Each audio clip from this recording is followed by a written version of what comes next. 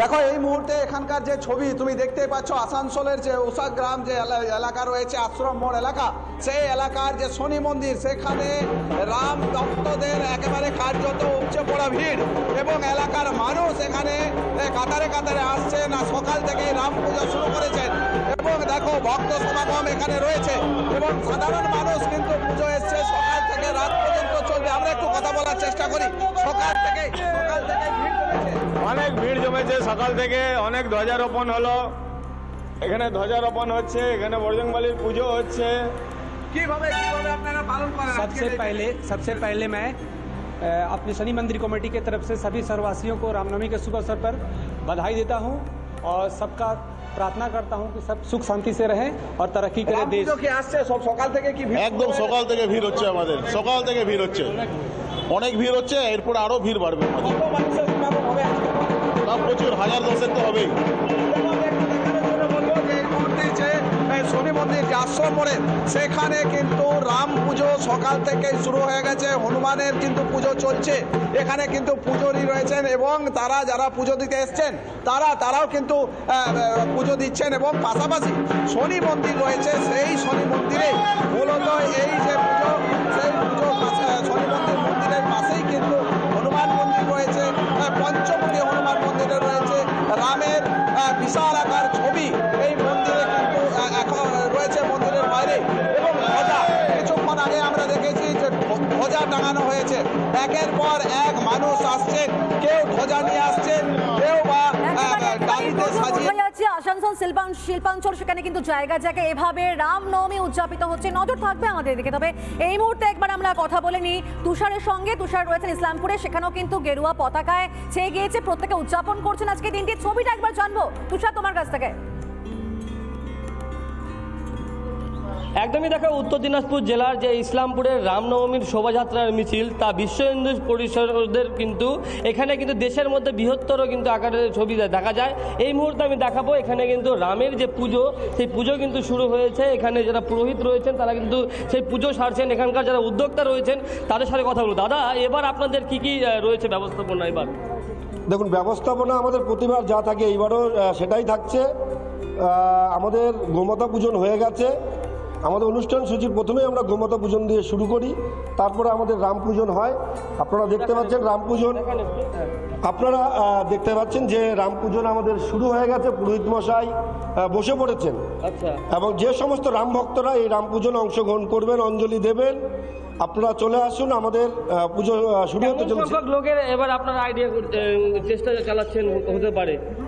আমাদের যা ধারণা, ঈশ্বরপুর এই সাংগঠনিক জেলায় কুম্ভ মেলায় যে রেকর্ড হয়েছে, আমাদের এই ঈশ্বরপুর জেলায় এবার ভারতবর্ষের প্রথম শোভাযাত্রায় পরিণত হতে চলেছে এই ঈশ্বরপুর জেলা রামনবমী।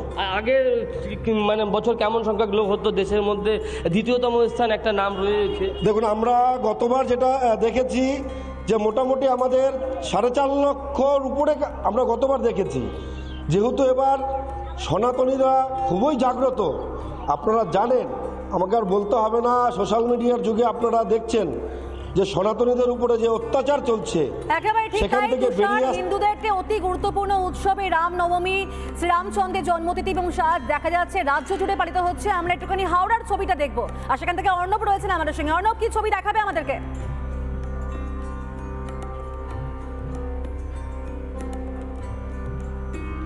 একবার দেখো, এই মুহূর্তে হাওড়ার কাজীপাড়া, সেই কাজীপাড়া এলাকায় কিন্তু যে রামনবমী, সেই রামনবমীর কিন্তু প্রস্তুতি চলছে। এবং একদিকে যদি কাজীপাড়া মোড় দেখা যায়, সেখানে দেখা যাবে যে একাধিক পুলিশের যারা উচ্চপদস্থ আধিকারিক তারা উপস্থিত রয়েছেন। তার পাশাপাশি কিন্তু যে পুলিশের অন্যান্য যারা কর্মীরা রয়েছে তাদের ব্রিফিং চলছে।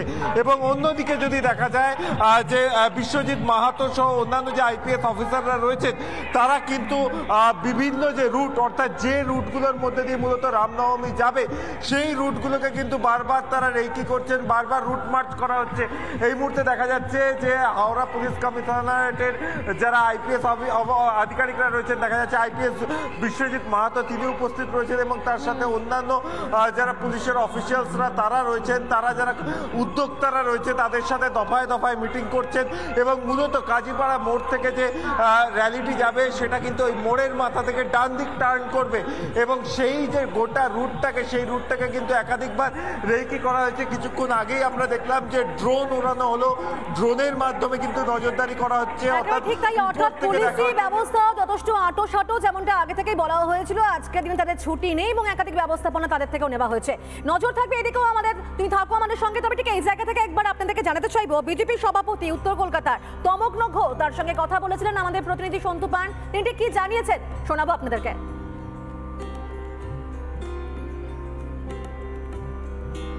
কলকাতার বেলগাছিয়ায় রামনবমীর সুবিশাল মিছিল। এই মুহূর্তে মিছিলের সময় বলছে সকাল 8টা। তমগ্ন ঘোষকে আমরা সরাসরি পেয়ে গেছি। আপনারা বলছিলেন গোটা কলকাতায় পোস্টার খুলে নেওয়া হচ্ছে, অসহযোগিতা করা হচ্ছে, এত বড় মিছিল করছেন, কি দেখতে পাচ্ছেন? কিছুক্ষণ আগে মানিকতলা বেলেঘাটের মিছিল শুরু করে দিয়ে এলাম, সেখানে প্রায় 15-20 মিনিট হাঁটলাম। এখন এখানে একটা দেখছেন সুবিশাল মিছিল কাশীপুর বেলগাছিয়ায় যাচ্ছে। মানুষকে আটকানো যাচ্ছে না, স্বতঃস্ফূর্তভাবে মানুষ বেরিয়ে আসছে রামনবমীতে শ্রীরামকে আরাধনা করার জন্যে। আরে মানুষ তো বুঝতে পারছে যে দুর্গা পুজো তারা করে, তাদের মননে যে দুর্গা পুজো, এ তো শ্রীরাম যে অকাল বোধন করেছিলেন সেই শ্রীরামের কথা। যারা রাজনৈতিক কারণে শ্রীরামকে বাইরের ভগবান বানিয়ে দিয়েছিলেন, মানুষের চোখ খুলে গেছে, মানুষ স্বতঃস্ফূর্তভাবে বেরিয়ে আসছে। কি করবে বলুন, পুলিশ প্রশাসন দিয়ে তো আটকানো যাবে না। সব জয় শ্রীরাম, জয় শ্রীরাম, শ্রীরাম, জয় শ্রীরাম। আটকাতে পারবে না তো কেউ। কিন্তু সকালবেলা দুর্ভাগ্য দেখলাম আমারই এলাকায়, ওখানে আমার স্ট্রিট জুড়ে পতাকা লাগানো ছিল। আমার স্ট্রিট থানার সামনে থেকে কিছু পতাকা গায়েব এবং আমার এলাকার ছেলেরা বলছে ওটা আমার স্ট্রিট থানার পুলিশই নাকি করেছে। আমি লিখিত অভিযোগ জানাবো। মানে পুলিশ পতাকা খুলে নিচ্ছে, তাই বলছে যে তাদের থানার সামনে থেকে নাকি রেলিংয়ে লাগানো পতাকা তারাই নাকি খুলেছে। এই অভিযোগ যদি সত্যি হয় আমি পুলিশের নামেও থানায় গিয়ে এফআইআর করবো। এই মুহূর্তে বেলগাছিয়া থেকে র্যালি বেরোচ্ছে এবং তমগ্ন ঘোষ সহ এখানকার স্থানীয় নেতৃত্ব তারা উপস্থিত রয়েছেন। তারা বলছেন বাংলার রাম বাঙালির নাম। এই শোভাযাত্রার থিমই হচ্ছে বাংলার রাম বাঙালির রাম। কৃত্তিবাস ওঝা তিনি যখন রামায়ণ লিখছেন তিনি সেই জায়গায় দাঁড়িয়ে বলছেন যে বাংলা তো কবে আগে থেকে রামের পুজো করে, রাম রাজতলা থেকে শুরু করে মেদিনীপুরের রাম মন্দির থেকে শুরু করে প্রতিটা জায়গায় রাম রাম আর রাম। কিন্তু আজ রামনবমীর দিন অত্যন্ত তাৎপর্যপূর্ণ। মিছিল শুরু হয়ে গিয়েছে বেলগাছিয়া থেকে, সেই ছবি উঠে আসছে। ভিডিও জার্নালিস্ট মিরাজ আলীর সঙ্গে সন্তু পান, রিপাবলিক বাংলা। আজ রামনবমী, চৈত্র মাসে শুক্লা নবমী তিথি আর ত্রেতা যুগে অযোধ্যায় এই দিনেই জন্মগ্রহণ করেন শ্রীরাম। তাই শ্রীরামের জন্মতিথি উপলক্ষে প্রত্যেকটা জায়গায় মহা সমারোহে আজ পুজো হচ্ছে শ্রীরামের। একাধিক ছবি দেখাচ্ছি, রাম মন্দির অযোধ্যার ছবি দেখতে পাচ্ছেন, হনুমানগিরি অযোধ্যার ছবি দেখতে পাচ্ছেন, ঝান্ডেওয়ালা মন্দির দিল্লিতে রয়েছে এবং সেই মন্দিরের ছবি দেখাচ্ছি আপনাদেরকে।